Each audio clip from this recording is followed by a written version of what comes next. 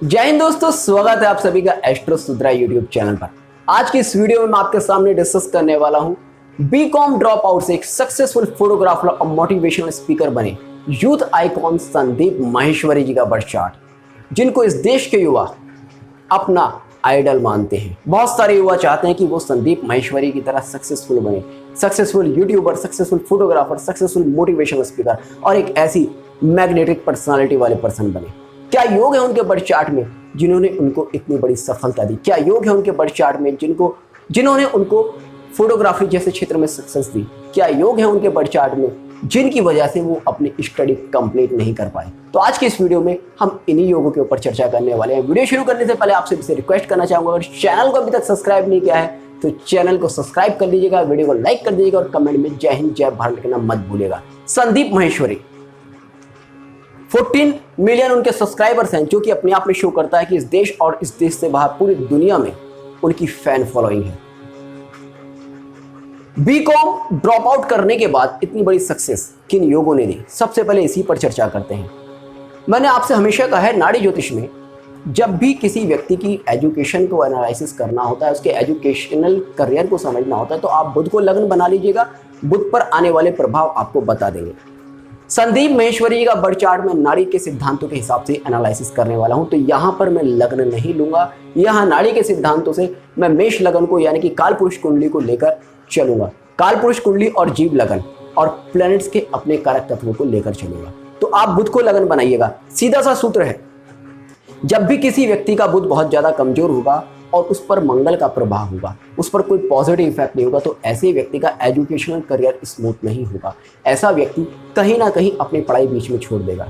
अब आप इस बर्थ चार्ट में देखिएगा, इस बर्थ चार्ट में बुध तुला राशि में बैठा है और बुध के साथ युति में है मंगल। दूसरा कोई प्लैनेट बुध पर प्रभाव नहीं डाला, कोई दृष्टि नहीं है, मंगल के अलावा किसी ग्रह की युति नहीं है और आगे के कई भाव लगातार खाली है। ऐसे में सीधा सा इंडिकेशन जाता है कि कहीं ना कहीं इस व्यक्ति का बुध कमजोर है। मगर बुध कमजोर केवल एजुकेशनल मैटर में है। ऐसा नहीं है कि अगर बुध कमजोर है तो बुध जो है क्योंकि आपकी वाणी भी है, ऐसे व्यक्ति की वाणी भी कमजोर हो सकती है, ऐसा कुछ नहीं। एजुकेशनल करियर की बात कर रहा हूं मैं, एजुकेशन के लेवल पर कमजोर है, क्योंकि आप देखेंगे जब भी किसी व्यक्ति के बुध से ज्यादा डिग्री का मंगल होगा और उस पर गुरु का या किसी ग्रह का पॉजिटिव इफेक्ट नहीं होगा, तो वो वहां पर एजुकेशनल करियर में कहीं ना कहीं परेशानी देता है। एजुकेशनल करियर में परेशानी से मतलब ऐसे लोग या तो पढ़ाई स्मूथली कर नहीं पाते, कहीं ब्रेक ले लेते हैं या बीच में पढ़ाई छोड़कर चले जाते हैं। कंडीशंस कुछ भी हो सकती हैं। कई बार ऐसे बच्चे देखा जाता है कि बहुत ज़्यादा शरारती होते हैं, तो इस वजह से उनको कॉलेज से भी निकाल दिया जाता है, या फिर अपनी यंग एज में किसी गलत आदत में पढ़कर भी कई बार देखा जाता है कि लोग पढ़ाई को छोड़ देते हैं। अलग अलग तरह की परिस्थितियाँ हो सकती हैं, वो बर्थ चार्ट के हिसाब से डिपेंड करता है। यहाँ फिलहाल ऐसी कोई परिस्थिति नहीं है कि इनको कि कॉलेज से निकाल दिया गया हुआ। इन्होंने बीकॉम छोड़ दिया क्योंकि बुध से ज्यादा का डिग्री का मंगल था। कहीं ना कहीं इनके माइंड में कुछ अलग करने की विचारधारा आई, या फिर क्योंकि मंगल के कारक तत्व है गुस्सा, अहंकार, शरारत करना, तो कहीं ना कहीं इस तरह की मेंटालिटी आई और उन्होंने ये अपनी पढ़ाई छोड़ दी, अपनी एजुकेशन को प्रॉपर नहीं रखा। उसके बाद ये फोटोग्राफर में करियर बनाते हैं। क्या योग होते हैं जो किसी व्यक्ति को फोटोग्राफी या कंप्यूटर से रिलेटेड किसी फील्ड में सक्सेस देते हैं या इंटरेस्ट देते हैं? देखिएगा, सबसे पहले आपको ये समझना होगा कि फोटोग्राफी क्या है।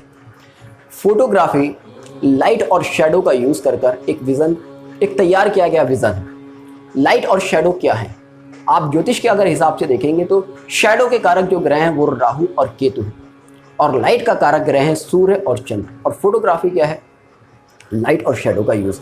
आप देखेंगे जब किसी व्यक्ति की कुंडली में राहु केतु के ऊपर सूर्य, चंद्र और शुक्र के प्रभाव आते हैं, तो ऐसे लोगों का कंप्यूटर साइंस और फोटोग्राफी रिलेटेड फील्ड में बहुत ज़्यादा इंटरेस्ट होता है। अब आप इस कुंडली में देखिएगा, नाड़ी के सिद्धांतों से बात कर रहा हूं मैं। आप इस कुंडली में देखिएगा शुक्र और चंद्र के बीच में परिवर्तन है।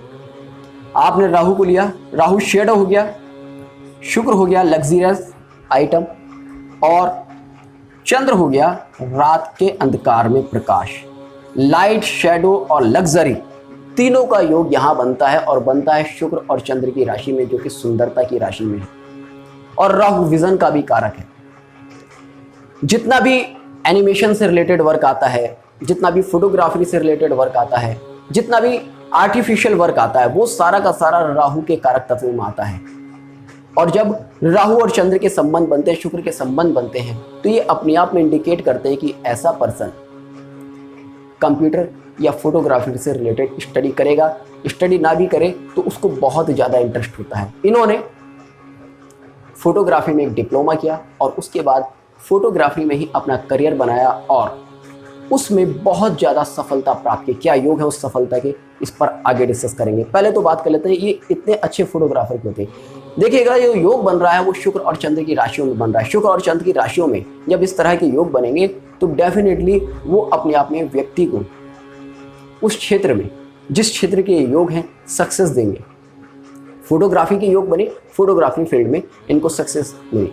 इन्होंने एक ही दिन में 10,000 से ज़्यादा फोटो क्लिक करने तक का रिकॉर्ड बनाया है। ये कैलकुलेशन में या फिर डाटा में कहीं ऊपर नीचे हो सकता है, वो आप अपने आप चेक कर लीजिएगा कितने फ़ोटो इन्होंने एक दिन में क्लिक किए और उस पर इन्होंने रिकॉर्ड बनाया। वो आप चेक कर लीजिएगा, गूगल कर लीजिएगा, आपको मिल जाएगा।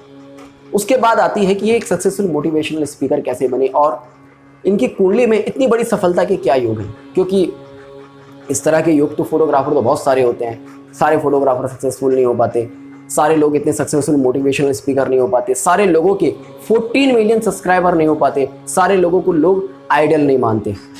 देखिएगा, मैंने आपसे हमेशा कहा है, जब भी किसी व्यक्ति के सक्सेस को और लाइफ अचीवमेंट को जज कर रहा हो तो आप शनि और गुरु को लगन बना लीजिएगा। शनि आपका प्रोफेशन है और गुरु आप खुद हैं। जब तक किसी व्यक्ति के ये दो ग्रह मजबूत नहीं होंगे तब तक वो व्यक्ति बहुत ज़्यादा सक्सेस अचीव नहीं करेगा, नेम फेम अचीव नहीं करेगा। आप देखेंगे इस कुंडली में शनि और गुरु दोनों ही कन्या राशि में बैठे हैं और कन्या राशि में बैठकर दोनों ही यहां अस्त हैं। इस पॉइंट को आप नोट कीजिएगा। बहुत सारे लोग कहते हैं ना कि कंबस्ट प्लेनेट अपनी पावर देने में सक्षम नहीं होते।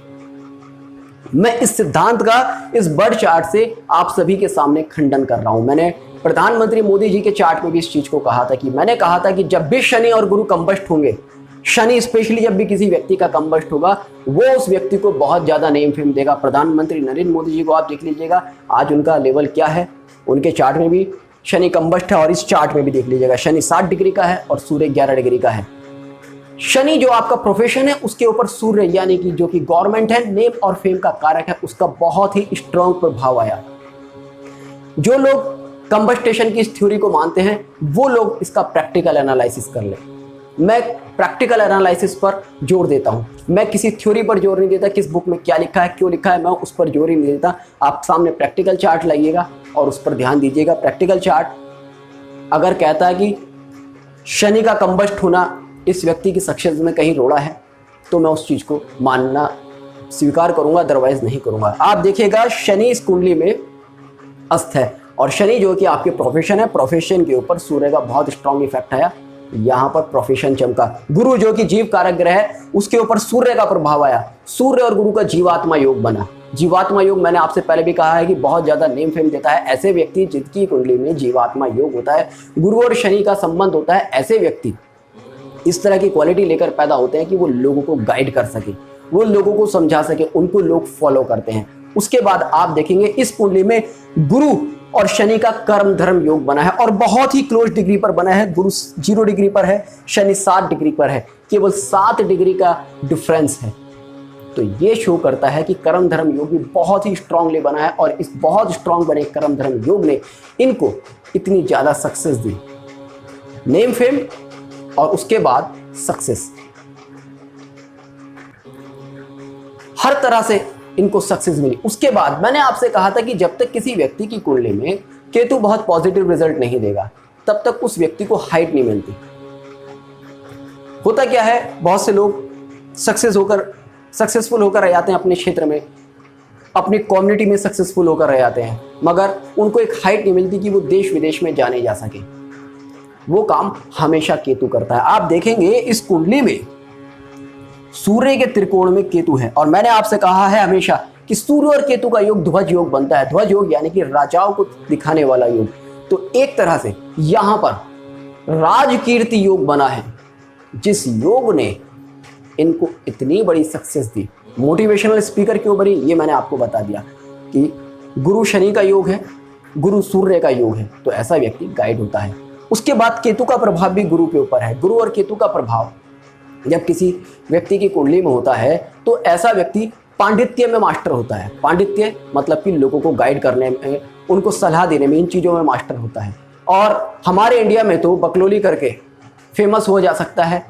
ये ट्रेंड ही संदीप माहेश्वरी ने चलाया है। इन्होंने हमारे देश की जनता को सिखाया कि किस तरह से आप केवल बातें करके भी फेमस हो सकते हैं। फोटोग्राफी से ही, अपने टैलेंट से तो ये फेमस थे ही। तो ये सारे योग शो करते हैं इनकी इस सक्सेस को। इसके बाद एक और योग आप देखिएगा जिस योग ने इनको इतनी सक्सेस दी। मैंने आपको पद्म योग बताया था। मैंने कहा था जब किसी व्यक्ति की कुंडली में पद्म योग बनता है तो ऐसे व्यक्ति के ऊपर लक्ष्मी की कृपा बहुत ज्यादा होती है। आप देखेंगे इस कुंडली में जब शुक्र एक्सचेंज करता है और एक्सचेंज करके वृषभ राशि में पहुंचता है तो शुक्र के त्रिकोण में केतु बैठा है और शुक्र के ऊपर क्योंकि चंद्र का प्रभाव है तो यहाँ पर शुक्र चंद्र केतु का योग बनता है जो कि पद्म योग को शो करता है। इस योग ने इनके ऊपर लक्ष्मी की कृपा प्रदान की और धन और संपत्ति इनको बहुत प्रदान की। अब बात करते हैं कि किस योग ने इनको लव मैरिज दी। मैंने आपसे हमेशा कहा है कि जब किसी व्यक्ति की कुंडली में शुक्र के ऊपर चंद्र का प्रभाव होता है तो बहुत ज़्यादा पॉसिबिलिटीज हो जाती हैं कि ऐसे व्यक्ति की लव मैरिज होती है और उसमें राहु केतु के भी प्रभाव आ जाते हैं तो इंटरकास्ट लव मैरिजेस के चांसेस बढ़ जाते हैं। आप देखेंगे इस कुंडली में शुक्र चंद्र का न केवल एक्सचेंज है बल्कि शुक्र राहु के साथ बैठा है और जब एक्सचेंज करता है तो केतु के प्रभाव में आता है जो कि पूरी तरह से लव मैरिज को इंडिकेट कर रहा है। लव मैरिज के और भी बहुत सारे योग हैं। बर्थ चार्ट में हाउसेस के हिसाब से और अदर प्लैनेट के हिसाब से, मार्स के हिसाब से भी लव मैरिज को कंफर्म किया जाता है। केवल शुक्र और चंद्र के प्रभाव से लव मैरिज को कंफर्म नहीं किया जा सकता। उसके बहुत डिटेल में रूल्स मैं आने वाली वीडियोस में आपके साथ शेयर करूंगा। बाकी क्योंकि चंद्र प्रेम का कारक ग्रह है और शुक्र पर जब चंद्र का प्रभाव आता है तो ऐसे व्यक्ति को प्रेम विवाह के योग बहुत ज्यादा बनने के चांसेस होते हैं। होपफुली आपको आज का ये वीडियो पसंद आया होगा। तो मिलते हैं नेक्स्ट वीडियो में, तब तक के लिए जय हिंद, जय भारत।